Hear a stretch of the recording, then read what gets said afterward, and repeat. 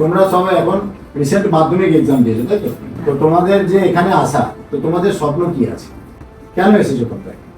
তোমাদের আর্মিতে চাকরি যাওয়ার ইচ্ছা আছে বা আর্মিতে চাকরি ফিউচার তৈরি করার ইচ্ছা আছে, যার জন্য তোমরা আজ এখানে এসেছো। তোমার কি আর্মিতেই যাওয়ার ইচ্ছা? তোমার তোমাদের এজ কত হচ্ছে এখন? 16 রানিং চলছে, তাই তো? তো আমরা এখন যেটা করব সেটা হচ্ছে 11 এবং 12 এর পড়াশোনা করব এবং তার সাথে চাকরির পরীক্ষার যে কোচিং বা পড়াশোনা সেগুলো তোমরা তার সাথে করছো। তাহলে আপনারা কোথা থেকে আসছেন?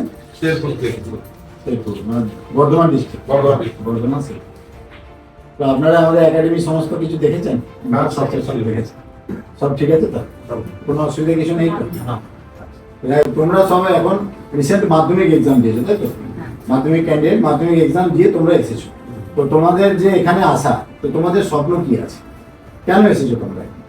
তোমাদের আর্মিতে চাকরি যাওয়ার ইচ্ছা আছে বা আর্মিতে চাকরি ফিউচার তৈরি করার ইচ্ছা আছে, যার জন্য তোমরা আজ এখানে এসেছো। তোমার কি আর্মিতেই যাওয়ার ইচ্ছা? তোমার আর্মি। তো তোমরা জানো যে আর্মির ফর্ম ফিল আপ কখন করা যায়? 17.5 থেকে আর্মির ফর্ম ফিল আপ করা যায়।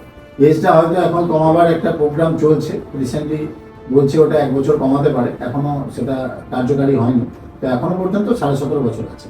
তো তোমাদের এখানে আমরা এখন তাহলে কি করব? তোমাদের এজ কত হচ্ছে এখন? এখন সবারই 16 বছর বয়স, 16 রানিং চলছে, তাই তো?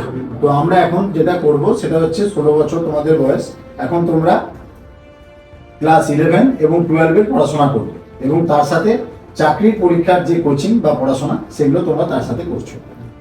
তার মানে মাঠের তোমার ফিজিক্যাল এবং তার সাথে তোমার পড়াশোনা, যে তোমাদের চাকরির যে পরীক্ষার পড়াশোনা এবং তার সাথে 11 এবং 12 এরও পড়াশোনা, এগুলো আমরা তোমাদেরকে দেখাবো বা করবো বা হিট করবো, ঠিক আছে?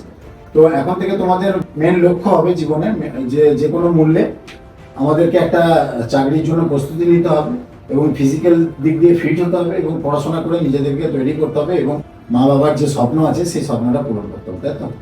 তো মায়েরা আজকে এসেছেন, মায়েদের আপনাদের যদি কোনো বক্তব্য থাকে আপনারা জানাতে পারেন, যদি কিছু জিজ্ঞাসা করার থাকে বা জানার থাকে আপনারা করতে পারেন।